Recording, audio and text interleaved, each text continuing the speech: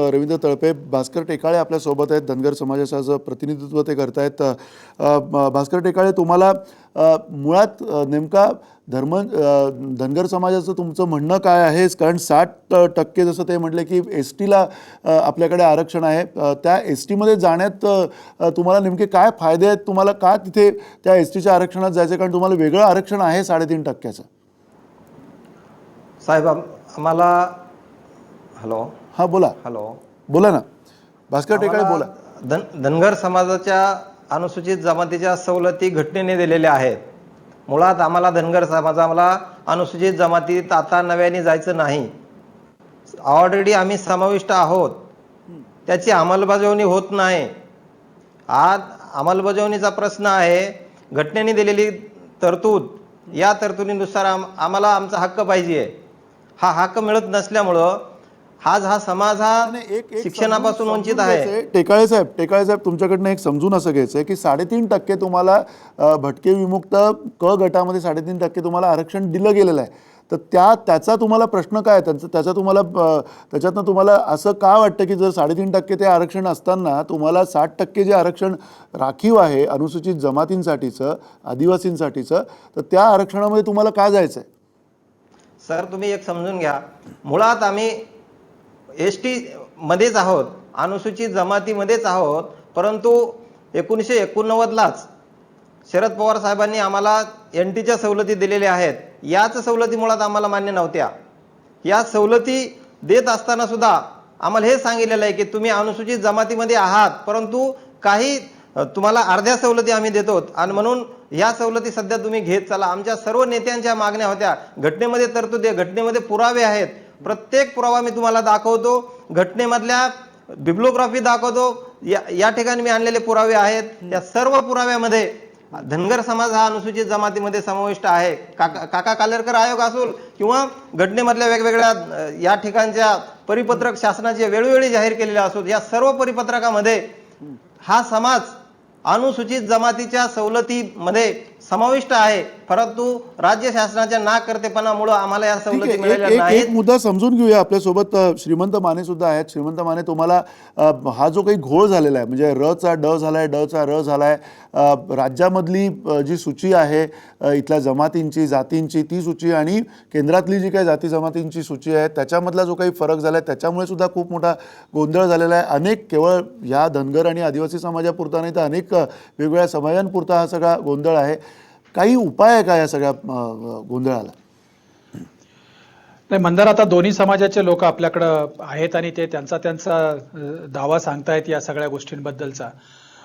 खरं तर हा पेच का तयार झाला हे आपण पाहिलं पाहिजे, कारण याचं बऱ्यापैकी पॉलिटिसायझिंग झालेलं आहे. आता सुद्धा धनगर समाजाचे प्रतिनिधी बोलताना किंवा मगाशी जे जानकर बोलत होते ते त्याच्यामधून, तर त्यांचा सगळ्यांचा राग शरद पवारांच्या वरती आहे असं त्या सगळ्यामधून दिसतं आहे आणि ते महायुतीचे घटक आहेत. आता आपण हे पाहतो आहोत की आता महिनाभरापूर्वी राज्य सरकारने मराठा आणि मुस्लिम समाजाला आरक्षण दिलं. हा जो पेच आहे आदिवासी विरुद्ध धनगर, याच्यात सारखा पेच आपल्याला ओबीसी विरुद्ध मराठा असं दिसत होता. ओबीसींचं पण म्हणणं होतं की मराठा आरक्षणाला आमचा विरोध नाहीये, परंतु आमचा वाटा त्यांना मिळाला नाही पाहिजे आणि त्यामुळे मग राज्य सरकारनं स्वतंत्र एक गट केला आणि त्याच्यामध्ये आरक्षण दिलेलं आहे.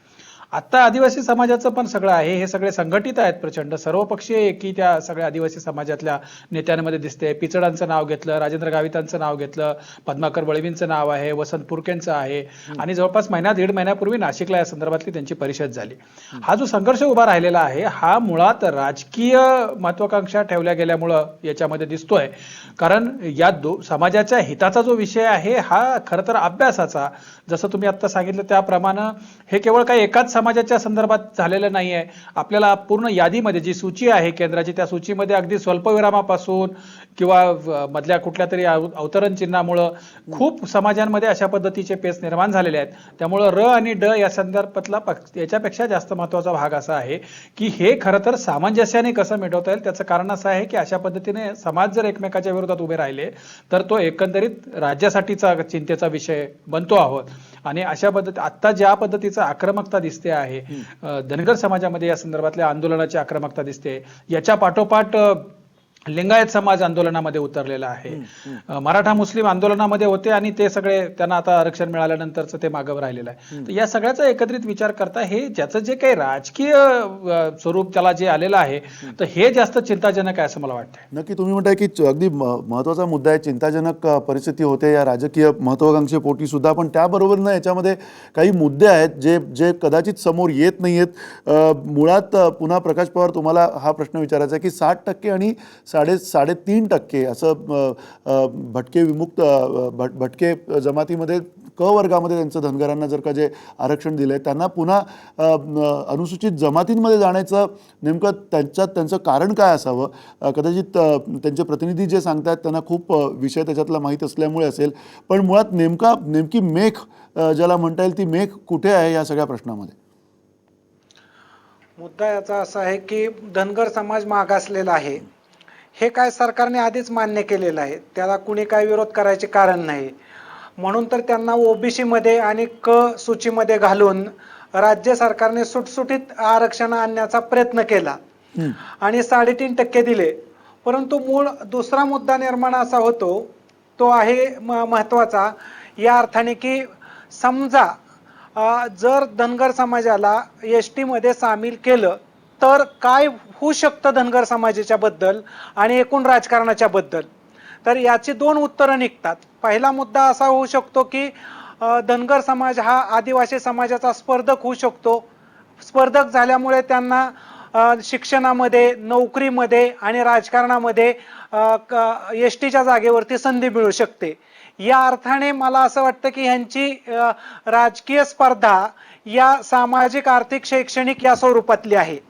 दुसरा मुद्दा निर्माण असा होतोय तो म्हणजे की धनगर समाजाचं आता पॉलिटिसायझेशन या अर्थाने झालेलं आहे की बऱ्याच म्हणजे 52 पासून आतापर्यंत जर आपण पाहायला गेलो तर बऱ्यापैकी सत्ता माळी समाजाकडे गेली, वंजारी समाजाकडे गेली राजकीय सत्ता. या अर्थाने ती धनगर समाजाकडे इतक्या प्रमाणात सरकली नाही. आणि धनगर समाज नाही म्हटलं तरी उत्तर महाराष्ट्रामध्ये, त्याच्यानंतर मराठवाड्यामध्ये आणि पश्चिम महाराष्ट्रामध्ये एक संघ रूपामध्ये आहे. आणि उरलेला जो धनगर समाज आहे तो डोंगर माथ्यावरती आहे. म्हणजे नाशिक पासून ते तुम्ही कोल्हापूर पर्यंत डोंगर माथ्यावरचा धनगर समाज वेगळ्या प्रकारचा आहे. आता या डोंगर माथ्यावरच्या धनगर समाजामध्ये आदिवासींशी साम्य असणाऱ्या गोष्टी आहेत. तर दुसऱ्या बाजूने तुम्ही पाहायला गेला पठारावरचा एकूण धनगर समाज म्हणजे उत्तर महाराष्ट्रातला, मराठवाड्यातला आणि पश्चिम महाराष्ट्रातला, तर हा मेंढपाळ अर्धा आहे आणि शेतकरी अर्धा आहे. या अर्थाने तो आपला जास्त मोठा स्पर्धक होऊ शकतो असं आदिवासींना वाटत असणार आहे. याच्यामुळे आदिवासी समाज हा त्यांच्या अस्तित्वाची लढाई म्हणून तो संघर्ष करतोय की त्यांना आपल्यामध्ये सामील होऊन त्यांनी आपली स्पर्धा करावी आणि आपण त्या स्पर्धेतून वगळलं जाऊ नये, हा तिथं पेच उभा राहिलेला आहे. परंतु या पेचाचा राजकीय मुद्दा असा आहे की धनगर समाजाची मतं आता दोन्ही काँग्रेसच्या विरोधात गेलेली आहेत आणि ही मतं पुन्हा एकदा घोळून आणता येतील का याच्याबद्दलची चाचपणी म्हणून एका बाजूला दोन्ही काँग्रेस पाहतायत आणि दुसऱ्या बाजूला ही मतं याच पद्धतीनं विरोधात जाऊन ती बीजेपीकडे जातील का किंवा शिवसेनेकडे जातील का असंही प्रकारे पाहिलं जात आहे. म्हणजे मुद्दा जसं असं म्हटलं जात आहे की या पॉलिसीच मुळात राजकीयकरण झालेलं आहे आणि राजकारणाचा एक उपयुक्ततेचा मुद्दा म्हणून तिच्याकडे पाहिलं जात आहे. म्हणजे जर उपयुक्ततेचा मुद्दा म्हणून त्याच्याकडे पाहिलं गेलं तर महाराष्ट्रामध्येच नव्हे तर संपूर्ण भारतामध्ये मी इतरांच्या तुलनेत जास्त मागास आहे आणि म्हणून मला त्याच्यात सामील करा असा खूप मोठा वाद निर्माण होऊ शकतो की जो मराठ्यांनी पण निर्माण केला. म्हणजे मराठी असं म्हणाले की आम्ही मागास आहोत म्हणून आम्हाला. हां सॉरी, मी तुम्हाला थांबवलं मध्ये प्रकाश पवार, कारण आपल्याकडे अत्यंत वेळ कमी आहे आणि खरा मुद्दा मोठा आहे पण महत्त्वाचा मुद्दा होता आजच्या दिवसाला.